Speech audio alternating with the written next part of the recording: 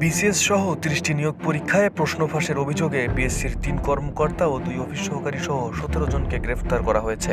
আর এরপর বেরিয়ে আসতে শুরু করেছে দীর্ঘদিন ধরে চলা এই ধরনের অপকর্মের নানান তথ্য। তবে সিআইডির তদন্তকারীরা চাচ্ছেন আপাতত রেলওয়ের উপসহকারী প্রকৌশলী পদের নিয়োগ পরীক্ষার প্রশ্ন ফাঁসের ঘটনাটি সুরাহা করতে। তদন্ত সংশ্লিষ্ট সূত্রে জানা গেছে, এরই মধ্যে ওই প্রশ্নপত্র ফাঁসকাণ্ডে জড়িত ১৭ জনকে গ্রেফতার করা হলেও আরও অন্তত ১৫ জন ধরাছোঁয়ার বাইরে রয়েছে। তবে ফাঁস হওয়া ওই প্রশ্নে ১৫০ শতাধিক প্রার্থী পরীক্ষা দিয়েছিলেন বলে ধারণা করছেন সিআইডি। এখন তাদের তালিকা করে আইনের আওতায় নেওয়ার কার্যক্রম শুরু হয়েছে। গত ৫ জুলাই রেলপথ মন্ত্রণালয়ের অধীনে বাংলাদেশ রেলওয়ের ১০ম গ্রেডের উপসহকারী প্রকৌশলীর ৫১৬টি পদের এমসিকিউ পরীক্ষা অনুষ্ঠিত হয়। অভিযোগ ওঠে ওই পরীক্ষার প্রশ্নপত্র ফাঁস হয়েছে। এরপর সিআইডি গত ৮ জুলাই পিএসসির উপপরিচালক জাহাঙ্গীর আলম, আবু জাফর, সহকারী পরিচালক এস এম আলমগীর কবির, ২ অফিস সহকারী সাজিদুল ইসলাম ও খলিলুর রহমান, পিএসসির সাবেক গাড়ি চালক সৈয়দ আবেদ আলী ও তার ছেলে সৈয়দ সোহানুর রহমান সিয়াম সহ ১৭ জনকে গ্রেফতার করে।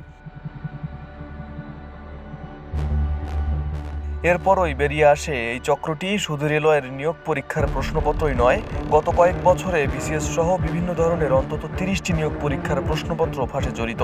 এ ঘটনা নিয়ে দেশ জুড়ে চাঞ্চল্যের সৃষ্টি হয়।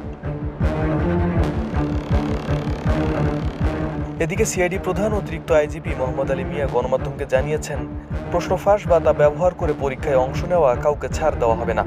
প্রশ্ন ফাঁসে জড়িত অনেককেই গ্রেপ্তার করা হয়েছে। এখন যারা ফাঁস হওয়া প্রশ্নে পরীক্ষা দিয়েছিল তাদের বিষয়ে তথ্য প্রমাণ সংগ্রহ করা হচ্ছে। এরপরই তাদের আইনের আওতায় নেওয়া হবে।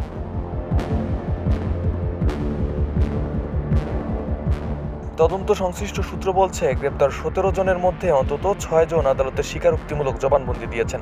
তাদের মধ্যে প্রশ্ন ফাঁসের মূল হোতা আবেদ আলী সহ ৩ জন রেলওয়ের পরীক্ষায় কতজনের কাছে প্রশ্নপত্র বিক্রি করেছেন তা স্বীকার করেছেন।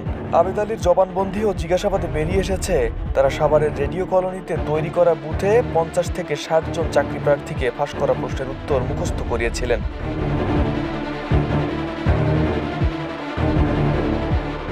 সিআইডির তদন্ত সংশ্লিষ্ট একজন কর্মকর্তা জানান, ওই ৩ জনের জবানবন্দিতে উঠে আসে অন্তত ১৬৪ জনের কাছে প্রশ্নপত্র বিক্রির জন্য চুক্তি করা হয়।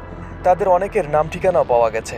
এখন গ্রেপ্তার আসামিরা পরীক্ষার আগের রাতে যে বুথে রাখার কথা বলছে, আদৌ পরীক্ষার্থীদের সেই বুথে নেওয়া হয়েছিল কিনা, চক্রের সঙ্গে চুক্তি করা প্রার্থীদের কোন মাধ্যমে যোগাযোগ করা হয়েছিল, সেসব বিষয়ে তদন্ত করে তথ্য প্রমাণ সংগ্রহ করা হচ্ছে। প্রমাণ মিললে এই প্রার্থীদেরও আইনের আওতায় নেওয়া হবে।